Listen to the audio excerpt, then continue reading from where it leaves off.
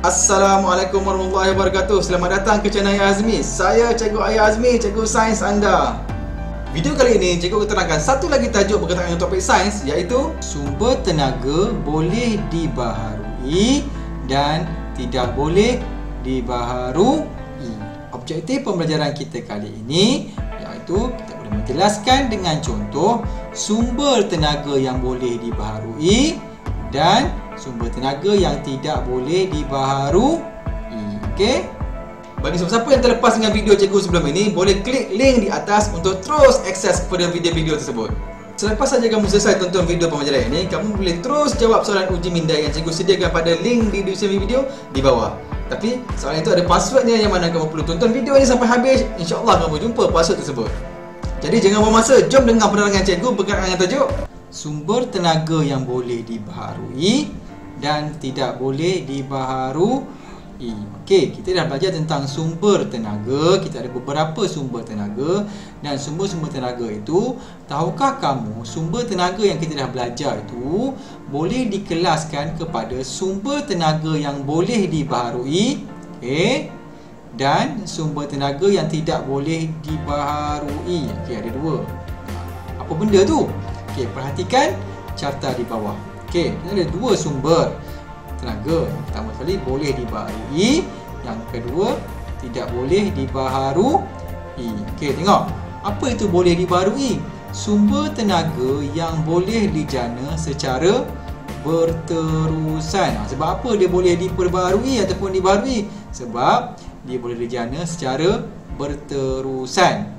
Itu kategori ataupun penerangan tentang tenaga yang boleh diperbaharui. Sebab apa? Dia boleh dijana secara berterusan. Tengok pula contoh tenaga yang tidak boleh dibaharui. Sebab apa dia tidak boleh dibaharui? Sebab sumber tenaga tersebut terhad. Maksud terhad tu dia tak cukup ataupun akan habis lah, dan tidak boleh dijana semula. Sebab itu dia dikategorikan sebagai tenaga yang tidak boleh dibaharui. Okey, kita tengok contoh ini. Bagi siapa-siapa yang belum subscribe channel cikgu ni, sila subscribe sekarang untuk terus dapatkan video-video terbaru daripada cikgu. Okey, ni contoh-contoh tenaga yang boleh dibaharui dan tenaga yang tidak boleh dibaharui. Okey, tenaga boleh dibaharui ini sebab apa dia boleh dibaharui? Dia ada dan ataupun boleh dijana secara berterusan. Sebab apa? Contohnya matahari. Matahari ialah sumber tenaga yang sentiasa ada. Okey, matahari sentiasa ada. Jadi sebab itulah dia boleh diperbaharui. Sebab apa? Dia boleh dijana secara berterusan. Sebab dia ada je, dia tak hilang-hilang ya. Matahari itu ada. Okey. Jadi tengok pula contoh yang lain pula yang boleh diperbaharui, itu ombak. Ombak wujud secara semula jadi. Dia ada je. Tengok tak dekat laut, ombak sentiasa je ada dekat pantai tu kan. Jadi dia sentiasa ada dan berterusan, maka dia adalah contoh yang boleh dibaharui. Okay. Air pun sama juga. Air sentiasa ada di persekitaran. Sebab itu dia dikategorikan sebagai boleh dibaharui. Okay. Angin tidak terhad dan sentiasa ada. Kategori yang boleh diperbaharui lah. Okay, yang terakhir sekali tenaga yang boleh diperbaharui adalah biogeosim. Biogeosim sentiasa ada kerana berasal daripada bahan semula jadi. So kita ada 1, 2, 3, 4, 5 tenaga yang boleh dibaharui, iaitu matahari, ombak, air, angin dan biogeosim. Okey. Kita tengok pula contoh tenaga yang tidak boleh dibaharui. Sebab apa dia tidak boleh dibaharui? Sebab dia terhad dan tidak boleh dijana semula. Sebab apa dia terhad? Maksudnya dia akan habislah ataupun tak cukup. Okey, tengok bahan api fosil. Bahan api fosil akan kehabisan suatu hari nanti. Betul lah, arang batu yang kita ambil tu akan habis. Gas asli yang kita gali dalam laut tu akan habis. Petroleum itu yang kita gunakan itu akan habis. Disebabkan dia akan habis, dia dikategorikan sebagai tidak boleh dibaharui. Okey, seterusnya tengok contoh yang lain pula. bahan nuklear juga dikategorikan sebagai tenaga yang tidak boleh dibarui. Sebab apa? Bahan nuklear seperti uranium adalah terhad, pun akan habislah, tak cukup ya. Uranium ni dia terhad. So dia dikategorikan sebagai tenaga yang tidak boleh dibaharui.